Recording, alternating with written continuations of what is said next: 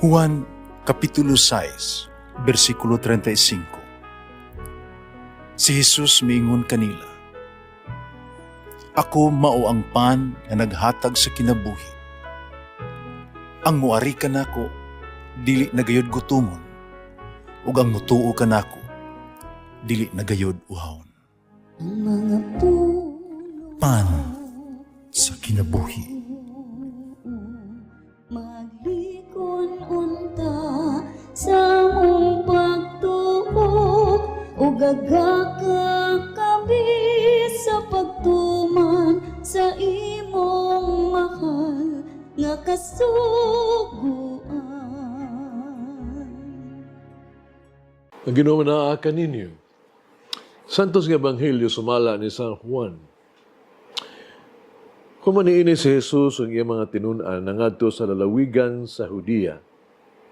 Nagabilin siya didto pila ka mga adlaw, uban kanila, namunyag siya.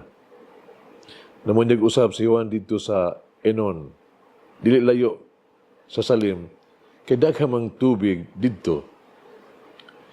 Nangadto kaniya ang mga tao ug sila ipamunyagan niya.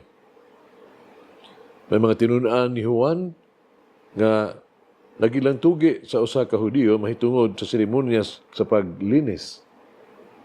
Usa miadto sila kang Juan ug miingon, "Matutudlo. Hinundom ka ba sa tao nga uban kanimo dito sa tabok sa Jordan, imo ganing gisgutan?" Namunyag na siya. Karon unanudlo kaniya sa tanan. Si Juan mitubag, walay tao makahupot og bisan unsa gawas kon ihatag kini sa Dios kaniya. Kamu mismo maoy akong saksi nga ako miingon, ako dili mao ang Mesiyas. Apan gipadala ako pag-una kaniya. Ang pamanhunon mao ang tag-iya sa pangasaw-unon. Ang higala sa pamanhunon naghulat kaniya. Og malipay siya inikabati niya sa tingog sa pamanhunon. Sa ingon ni ining paagiha, mahingpit ang akong kalipay. Kinahanglan gyud siya. Muuswag ug ako muus-us. Ang Ebanghelyo sa Ginoo. Pasalamati ang Ginoo kay siya maayo, ang iyang gugma mulungtad hangtod sa kahangturan. Pasalamati ang Diyos sa tanang mga Diyos, ang iyang gugma malungtaron. Pasalamati ang Ginoo sa mga Ginoo, ang iyang gugma malungtaron.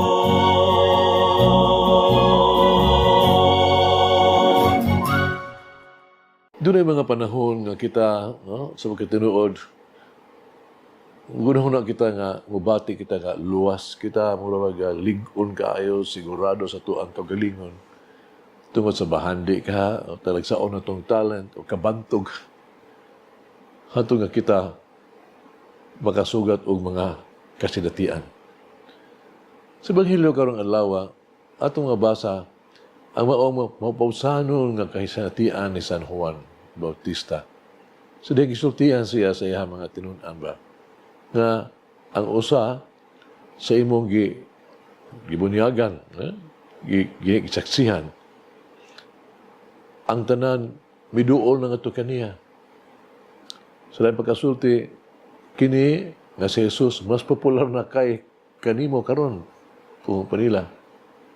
Pero mapausanon kaayo ang tubag ni Juan Bautista. Kung paniya, ang adunay pangasaw-unon, mao ang pamanhunon. Ako lang usa ka alagad, higala sa pamanhunon. Ug ningdugang siya pag-ingon, kinahanglan nga siya ipataas, ako ipaubos. He must increase, I must decrease. Usa ka importante kaayong leksyon nga natong natong kita na kang Juan o ang iyang pagkamapaubsanon. Kasi mabati kita pangabubho sa mga maayon kapalaran sa uban, kasuya ba, nga mas popular sila, mas adunahan, mas talented and gifted. Tahan mo biya ka na kaayo, may nagkapugan. Pero kinahanglan kita yung mudawat sa kamatuuran. Sa ito ang kahimtang, pagkaubos. Ang papakita kung unsa ka kabulahan, ang uban kinahanglan dili kini makapugong ka nato. So paring kamot sa pagbuhat sa labing maayo. Haro kita mulampos. The best in us. Ang pagbaton og talagsaong talento og taas nga posisyon sa katilingban. Usabi ka responsibilidad. Samas giingon sa Ginoo, gikan kaniyang daghan ang gihatag daghan usab ang gipaabot. Ang pagkamaubsanon, wala ka na magpasabot. Adili ka magpadayag sa imuhang maayo mga hiyas ngadto sa katawhan. No. Mao ang kamaubsanon, mao ang pagpakita sa hiyas, no? Pagpadayag yun sa kamatuoran. Live with the truth. Ang kamatuoran, mao kini. Ang tanan nga naa kanato, hiyas, gikan na sa Dios, dili gikan kanato sa atong paningkamot. Makatuon kita gikan sa paubsanong unta ni Juan Bautista. Magampo kita. Ang agahong nga Diyos, nagbubo ka na mo sa iyong bag-ong kahayag sa iyong pagkatao na pulong. Itugot na sama na kahayag, nagidikutan sa amo ang kasing-kasing. Udanag amo ang kinabuhi pinaagi ni Kristo among Ginoo. Amen. Mother Mary, assure me that I am always under the loving protection of God. Malangin ang Diyos magagahom sa tanan, Amahan, Anak, Espiritu Santo. Amen. May the Lord of the divine mercy bless us all, heal us from all diseases and suffering. Ayun unta niya kita, tanang mga sakit na sa lawas o sa kalag, body and soul. In the name of the Father, the Son, and of the Holy Spirit. Jesus, I trust in you. Amen. Whoever eats the bread of life will never hunger, says the Lord. Kay galaan inyong nabati ang pagpaambit ug hamubong pamalandong sa pulong sa Dios pinaagi sa tulumanon. Pan sa kinabuhi nga gidumala ni Monsignor Daddy Silva. Hangtod daw sab sa sunod higayon, daghang salamat.